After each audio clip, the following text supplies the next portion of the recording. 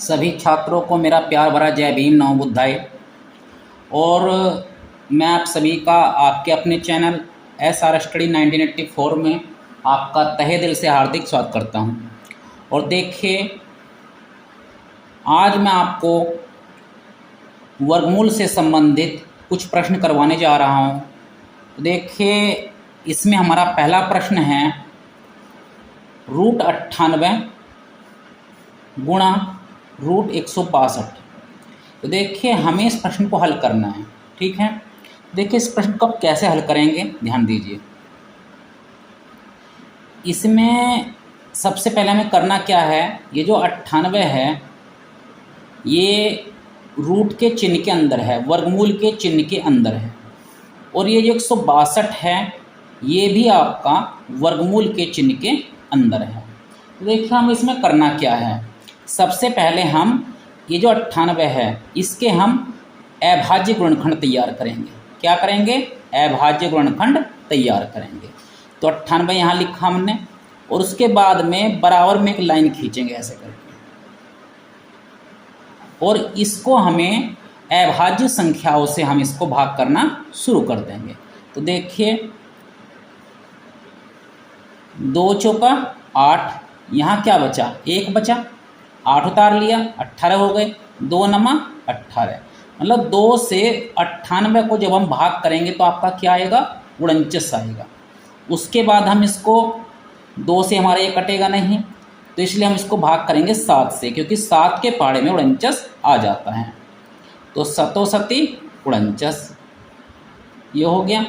उसके बाद में इसे 7 से दोबारा भाग कर देंगे, 7 एकम 7। अब देखिए, अगली संख्या क्या है? 162 है। 162, तो 162 के भी हम अभाज्य गुणनखंड ज्ञात करेंगे। देखिए जरा कैसे। 162 लिख करके इसके बराबर में एक लाइन खींचेंगे, बराबर में लाइन खींच करके इसको हमें केवल अभाज्य संख्या से ही भाग करना है। तो इसको हम 2 से भाग करेंगे, 2 अट्ठे 16 और 2 एकम 2। फिर इसको 2, देखिए 2 से हम इसको भाग नहीं कर सकते। क्यों? क्योंकि इसके लास्ट में 1 आ रहा है, इसके लास्ट में 1 है। और आपको पता होना चाहिए कि जिस संख्या के लास्ट में 1, 3, 5, 7, 9 इनमें से कोई भी अंक आ जाए वो संख्या कभी भी 2 से भाग नहीं होती। ठीक है, तो देखिए इसको हम भाग करेंगे किससे? 3 से। 3 दूनी 6, यहाँ बचा 2, 1 उतार लिया, 21 हो गया, 3 सत्ते 21। फिर 3 से भाग कीजिए इसको, 3 नम्मा 27। फिर 3 से इसको भाग कीजिए, 3 तिया 9। इसको फिर 3 से भाग कीजिए, 3 एकम 3। तो देखिए यहाँ पर 98 के जो अभाज्य गुणनखंड आए हैं हमारे, क्या आए हैं? 2 गुणा 7 गुणा 7। 162 के जो आए हैं गुणनखंड वो आए हैं 2 गुणा 3 गुणा 3 गुणा 3 गुणा 3। देखिए हमें अब करना क्या है, ध्यान दीजिए। सबसे पहले हमें करना क्या है, 98 और 162 इन दोनों संख्याओं को एक ही रूट के चिन्ह के अंदर लिख लेंगे। देखिए ऐसे, 98 गुणा 162 ऐसे इसको लिखना है, ध्यान देंगे। 98 गुणा 162 इसको मैं लिख दिया। उसके बाद में ये वर्गमूल का चिन्ह हम दोबारा फिर लगाएंगे ऐसे। 98 के जितने भी अभाज्य गुणनखंड है इसको हम यहाँ लिखेंगे, 2 गुणा 7 गुणा 7 हो गया। अब 162 के जितने भी अभाज्य गुणनखंड है इनको हम यहाँ लिख देंगे, इसके बराबर, इससे आगे 2 गुणा 3 गुणा 3 गुणा 3 और गुणा 3। ये देखिए, अब देखिए अब हमें करना क्या है। देखिए रूट के चिन्ह के अंदर ये इतनी संख्याएं हैं, 2 गुणा 7 गुणा 7 गुणा 2 गुणा 3 गुणा 3 गुणा 3 गुणा 3। अब देखिए हमें क्या करना है इसमें, इस प्रश्न को हल करने के लिए, इसका आंसर प्राप्त करने के लिए हम क्या करेंगे, दो समान संख्याओं में से एक संख्या हम रूट के बाहर रखते रहेंगे, मतलब उन संख्याओं के ऊपर रूट का चिन्ह नहीं लगाएंगे। देखिए जैसे ये 2 है और ये 2 है तो इन दोनों संख्याओं से हम एक संख्या लिखेंगे। ये 2, ये 7 है और ये 7 है, ये दोनों समान हैं, है या नहीं समान? तो देखिए इसमें से हम एक साथ ले लेंगे ये। उसके बाद में ये 3 हैं और ये 3 हैं, इन दोनों 3 से हम एक 3 लेंगे। अब ये 3 हैं और ये 3 हैं, इन दोनों 3 से हम एक 3 लेंगे। तो देखिए कोई भी अंक या कोई भी संख्या यहाँ पर ऐसी नहीं बची जिससे हमने अंक ना लिया हो, नीचे संख्या ना ली हो। ठीक है, मतलब दो समान संख्याओं में से हमें एक संख्या यहाँ पर लेनी है। अब हम इसकी गुणा कर देंगे। 2 सत्ते 14, 14 तिया 42 और 42 तिया कितना हो गया? 42 तिया कितना होता है? देखिए 42 तिया होता है आपका 3 दूनी 6 और 3 चौका 12, 126। तो देखिए ये जो हमारी संख्या है इसका जो वर्गमूल है हमारा 126 आएगा। कितना आएगा? 126। अब देखिए हमारा अगला सवाल है 25 गुणा 169। देखिए 25 का जो वर्गमूल हमारा क्या आएगा, ध्यान देंगे। इसको हम सबसे पहले हम 25 के अभाज्य गुणनखंड ज्ञात करेंगे। तो क्या हो जाएगा? 5 पंजे 25 और 5 एकम 5। अब 169 के हम वर्गमूल ज्ञात करेंगे, गुणनखंड ज्ञात करेंगे। 169 का गुणनखंड क्या बनेगा? इसको हम 13 से भाग करेंगे। 13 एकम 13, यहाँ क्या बचा? 1 बचा, 9 तारा। देखिए माफी चाहता हूँ, 13 एकम 13, यहाँ बचा 3, क्या बचा? 3 बचा, 9 तारा। अब देखिए 13 एकम 13, यहाँ 3 बचा, 9 तारा, 13 तिया 39। इसको फिर हम 13 से भाग करेंगे। 13 एकम 13। तो देखिए अब हम क्या करेंगे, 25 के जो अभाज्य गुणनखंड है ये दोनों, और 169 के जो अभाज्य गुणनखंड है ये दोनों, इनको हम रूट के चिन्ह के अंदर लिख देंगे। देखिए 25 को हम लिख सकते हैं 5 गुणा 5, लिख सकते हैं 5 गुणा 5। ये उसके बाद में यहाँ गुणा का चिन्ह है तो गुणा का चिन्ह लगाइए। 169 के जो अभाज्य गुणनखंड है वो क्या क्या है? 13 गुणा 13। तो 169 को हम 13 गुणा 13 भी लिख सकते हैं, 13 गुणा 13। अब देखिए हम क्या करेंगे, इन संख्याओं का वर्गमूल निकालने के लिए, इनका वर्गमूल निकालने के लिए हम इन 2 5 से एक 5 लेंगे, इन 2 13 से एक 13 लेंगे और उनके ऊपर अब वर्गमूल का चिन्ह नहीं लगेगा। ठीक है, तो इन 2 5 से हम एक 5 लेंगे और इन 2 13 से हम एक 13 लेंगे और अब हम इनकी गुणा कर देंगे। 13 पंजे 65। तो देखिए इसका जो हल आया है हमारा 65 आया है। ठीक है, 25 गुणा 169 का जो वर्गमूल आया है वो हमारा कितना आया है? 65। अब देखिए हम अगला सवाल करने जा रहे हैं, ध्यान देंगे जरा, ध्यान दीजिए। ये है 50 और ये है आपका 98। ये 50 है, ये 98 है।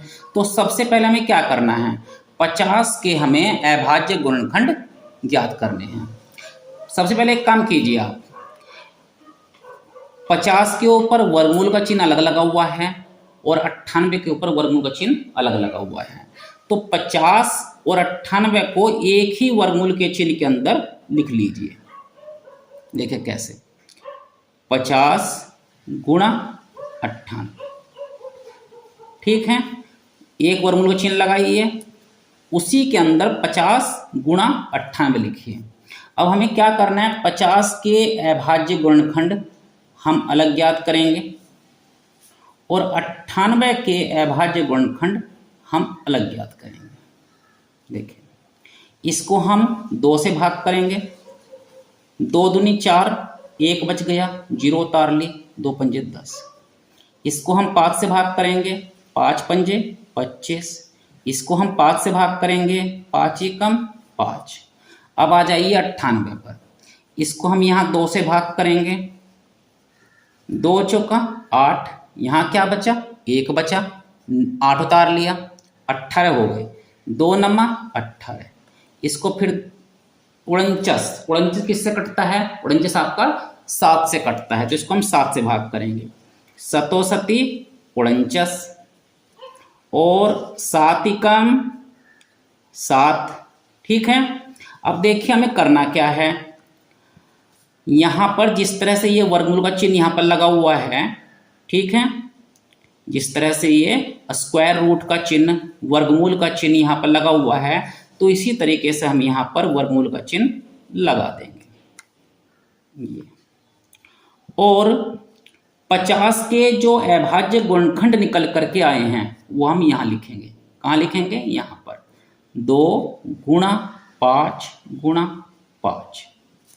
उसके बाद 98 के जो अभाज्य गुणनखंड निकल करके आए हैं 2 गुणा 7 गुणा 7, उनको भी हम यहाँ लिख देंगे।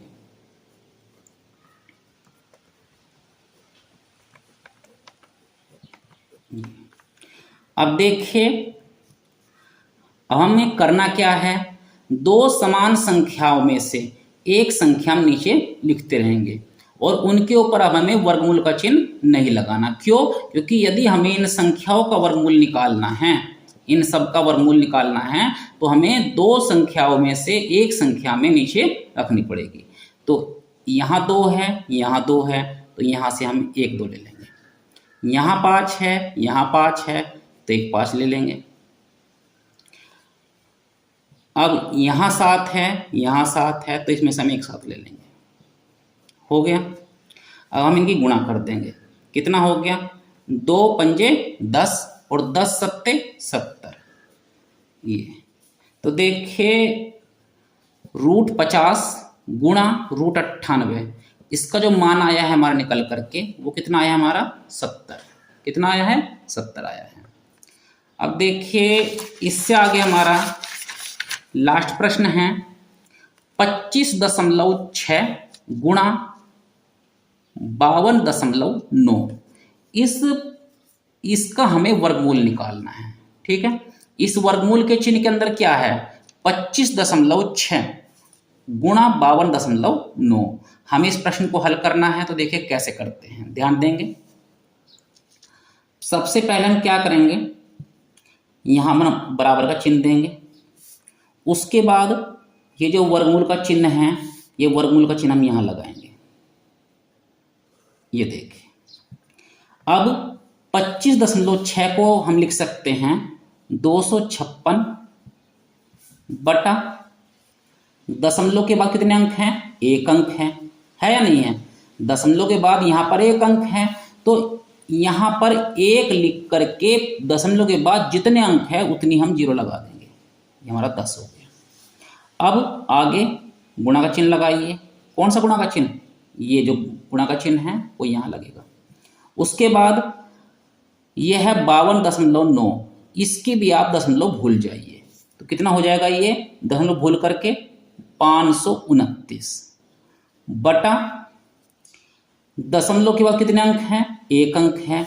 तो एक तो देखो आपको लिखना ही लिखना है यहाँ पर, लेकिन दशमलव के बाद जितने अंक होंगे, दशमलव के बाद जितने अंक होंगे उतनी 0 लगेगी।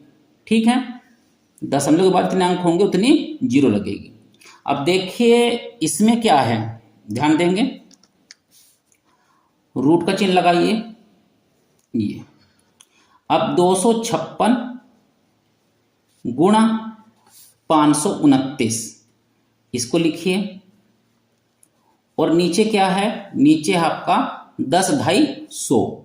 तो इस संख्या की और इस संख्या की आप गुणा कर दीजिए, ये 100 हो गया। अब देखिए ऊपर संख्या क्या क्या है, 256 है, यह आपका 529 है। तो 256 और 529 का वर्गमूल हमें अलग अलग निकालना पड़ेगा। देखिए कैसे निकालेंगे, 256 का वर्गमूल हम यहाँ निकालेंगे और 529 का वर्गमूल हम यहाँ निकालेंगे, ध्यान देंगे।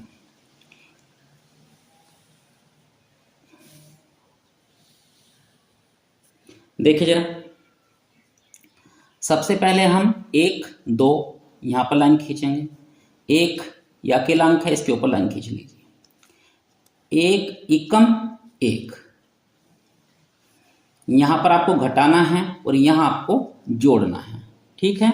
यहाँ तो आपको घटाना है और यहाँ आपको जोड़ना है। तो 2 से 1 गए 1, ये 56 पूरा उतरेगा यहाँ पर, और यहाँ पर हमें जोड़ना था, तो 1 और 1 कितना हो गया, 2 हो गया।